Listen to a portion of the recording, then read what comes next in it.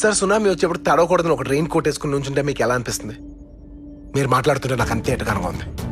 Sir నా common sense కూడా అర్థం కావట్లేదు. దొంగోడు పారిపోతాడు, పోలీసులు పట్టుకుంటారు. ఇక్కడేం సార్ రివర్స్ జరుగుతుంది?